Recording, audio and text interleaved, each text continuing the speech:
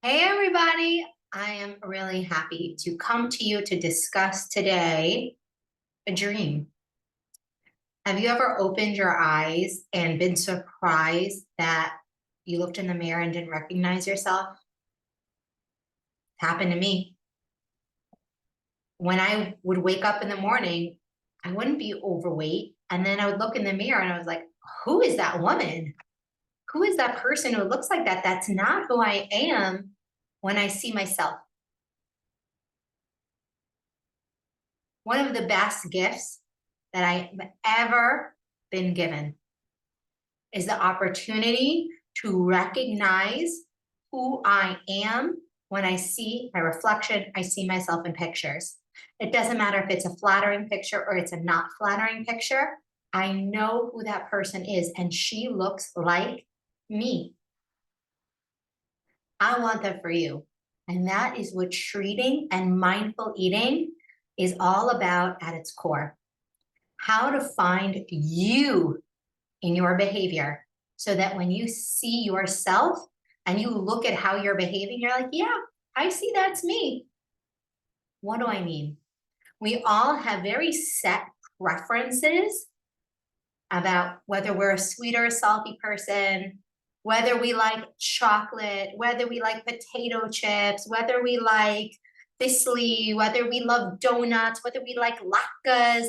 Everybody has their set preferences.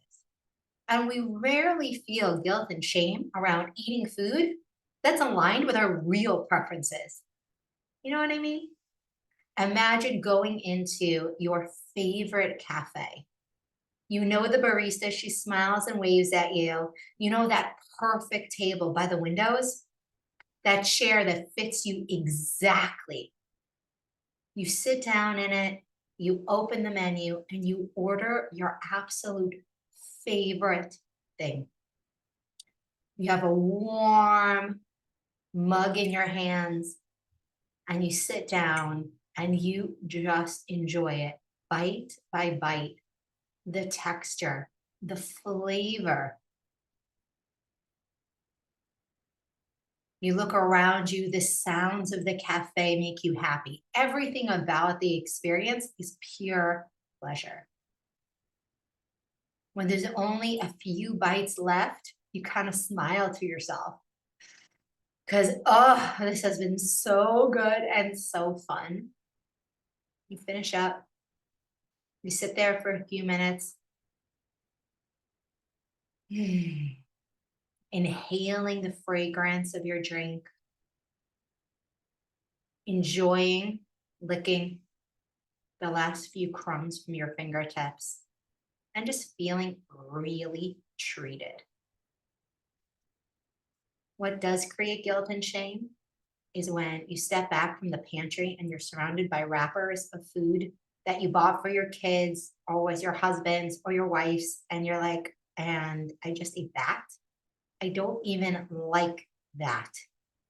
I don't even like it that much. Why? Why did I do that? And when you look at those wrappers, you feel this deep guilt and shame. I've been there too. And when it comes to treating and mindful eating on Chanukah, the more the experiences in our life reflect that first trip to that cafe, looking over all the donuts, enjoying how beautiful they are, how lucky you are to have them, hearing the sizzling oil in the pan, feeling the heat, the noise and color and flavor and smell in the house of latkes frying. When you are fully present for the entire experience of that food, to where actually eating the food is like 30 seconds, a minute, 2, 3 minutes max, if you're like really chewing and eating mindfully, but you've been enjoying that food experience for 30, 40, 50 minutes, maybe even an hour, the longer that you can drag out the enjoyment of that food experience, the more satisfied you're going to be, and you're never going to see that weight gain. When you're trying to pack all that pleasure into a 30-second eating experience, you're just never going to be able to do it. You're going to never feel satisfied. And when you look in the mirror, you're not going to like the person you see looking back at you. You're just not going to recognize them. Who is that? How did I let that happen? You're not going to let that happen this year. This year, you're going to choose to be intentional. You're going to choose to treat mindfully. And whenever your voice inside is saying, you can't have that, that's not on your diet. Well, if I have one donut, I might as well eat 16.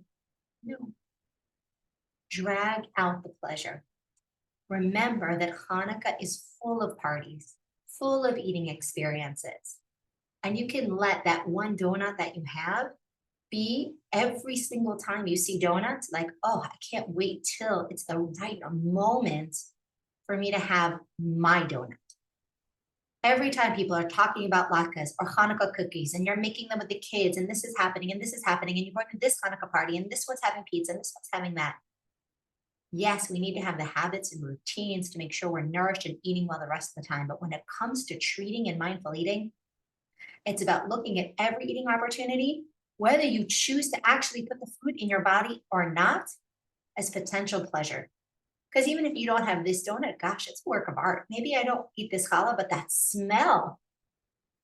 Every food experience is there in order to bring us pleasure in this world, but not all of it is meant to be eaten.